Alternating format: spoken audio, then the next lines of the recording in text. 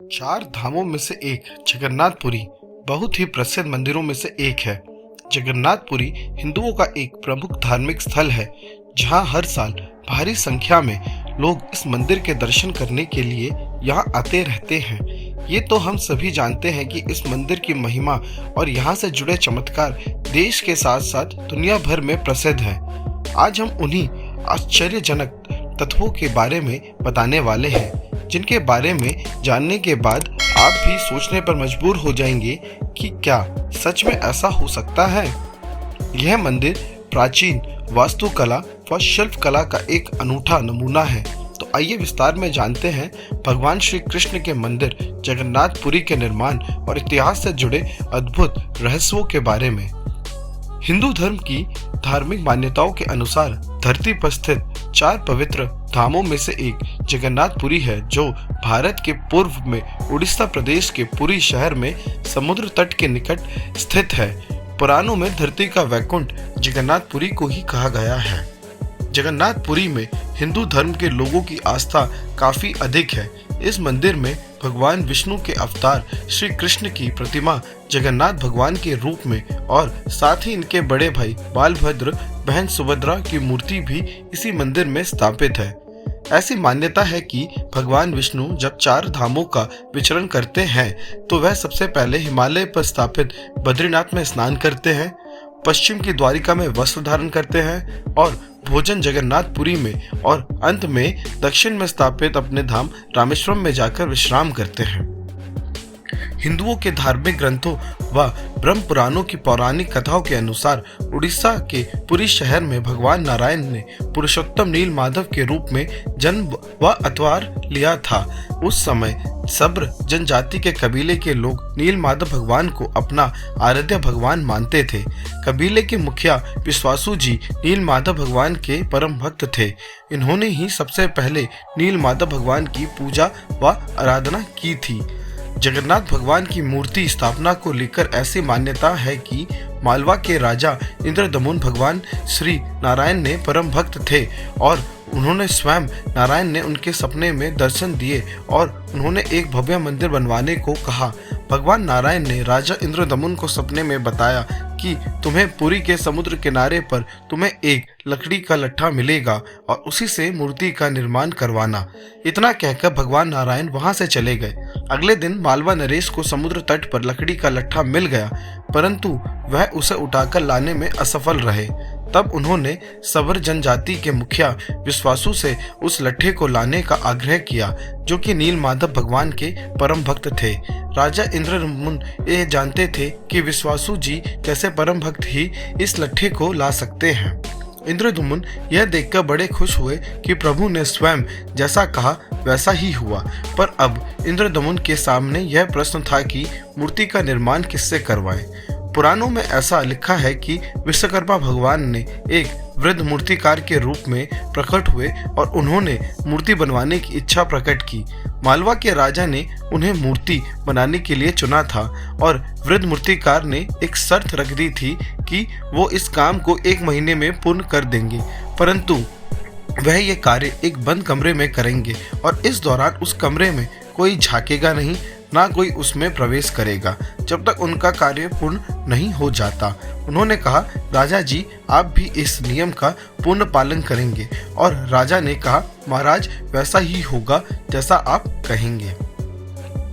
वृद्ध मूर्तिकार उसी समय कमरे में बंद मूर्ति का निर्माण करने लगे।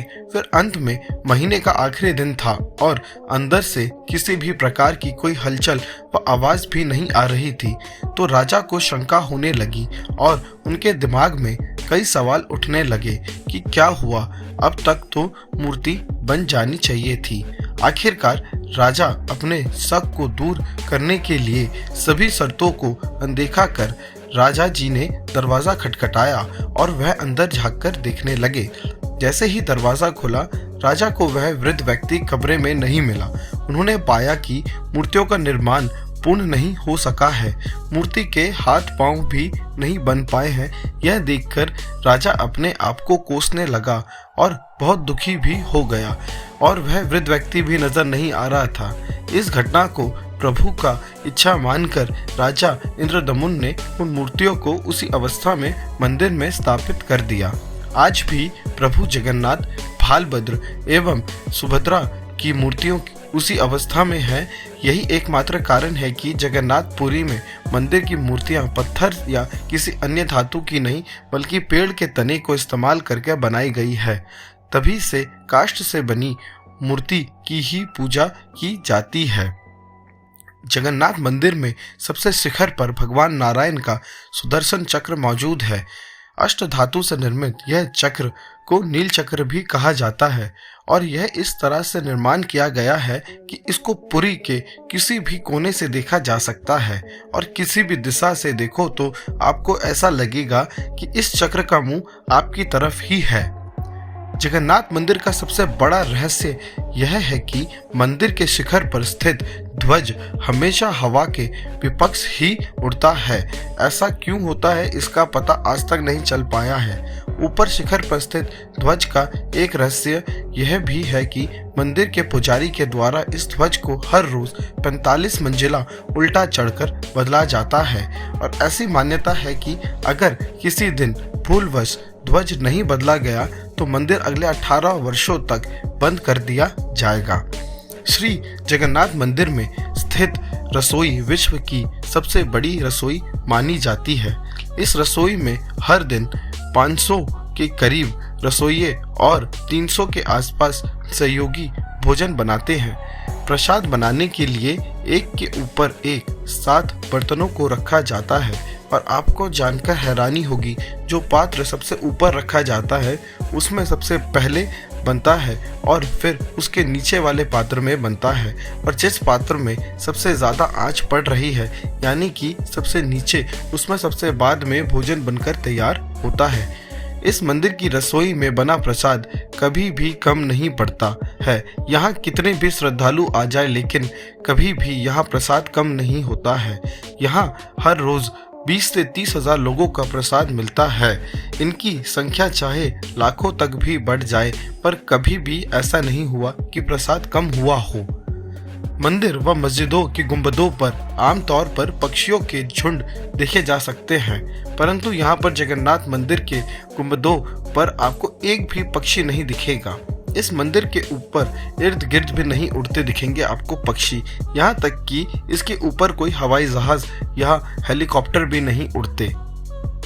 यह दुनिया का सबसे ऊंचा और सबसे सुंदर मंदिर है। इसकी ऊंचाई लगभग 214 फीट है और लगभग 4 लाख वर्ग फुट तक फैला भव्य मंदिर है। आश्चर्य की बात यह है कि इस मंदिर के गुंबद की छाया दिन के समय में भी कहीं नहीं बनती दिखती। इस मंदिर की एक विचित्र बात यह है कि मंदिर समुद्र तट के निकट होने के बावजूद मंदिर में प्रवेश करते ही जैसे ही आपको समुद्र की आवाज़ आनी बंद हो जाएगी, सुनाई नहीं देगी।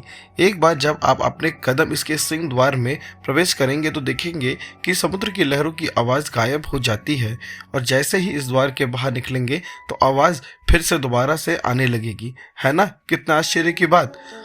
समुद्र के तटीय क्षेत्रों में हवा लहरों की दिशा में चलती है, यानी हवा समुद्र से जमीन की ओर चलती है।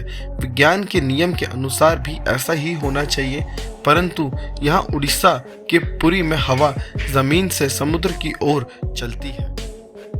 हर 12 साल में भगवान जगन्नाथ, बालभद्र और सुभद्रा की काष्ठ की मूर्तियों का निर्माण दोबारा किया जाता है और उनको पहली बनी मूर्तियों के साथ बदल दिया जाता है।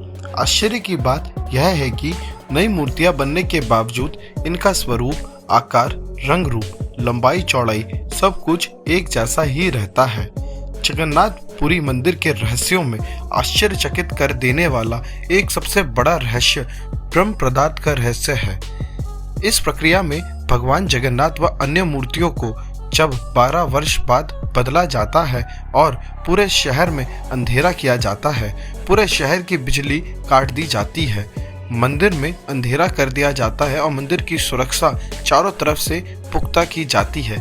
इसके पश्चात एक गुप्त अनुष्ठान करवाया जाता है और चुनिंदा पुजारियों की आंखों पर रेशम की पट्टियां बांधकर मंदिर में भेजा जाता है।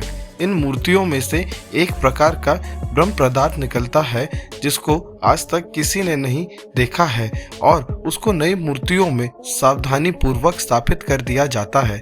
कहा जाता है कि इस पदार्थ में इतनी ऊर्जा है कि इसको देखने वाला व्यक्ति अंधा भी हो सकता है और मर भी सकता है। वैसे किसी ने उसे आज तक देखा नहीं है, सदियों से यह प्रक्रिया चली आ रही है। दिव्य ब्रह्म पदार्थ को स्थानांतरित करने वाले पुजारियों के अनुभव की माने तो उन्हें लगता है मानो कि कोई किसी जीवित चीज को हाथ में लह रहा है। वह पदार्थ किसी खरगोश की तरह फुदकता रहता है। कोई कहता है कि यह अष्ट धातु से बना कोई दिव्य पदार्थ है और हिंदू धर्म में इसे भगवान श्री कृष्ण का हृदय भी माना गया है। आज के इस वीडियो में हमने आपको जगन्नाथपुरी मंदिर के रहस्यों के बारे में पूरी जानकारी दी है। आशा करते हैं कि आपको दी गई जानकारी से आप संतुष्ट होंगे। अगर आपको हमारी वीडियो अच्छी लगी तो अपने फ्रेंड्स और फैमिली के साथ बिल्कुल शेयर करें और कमेंट करके बताएं आपको पूरी वीडियो में सबसे इंटरेस्टिंग फैक्ट क्या लगा। तब तक के लिए जय हिंद, जय भारत।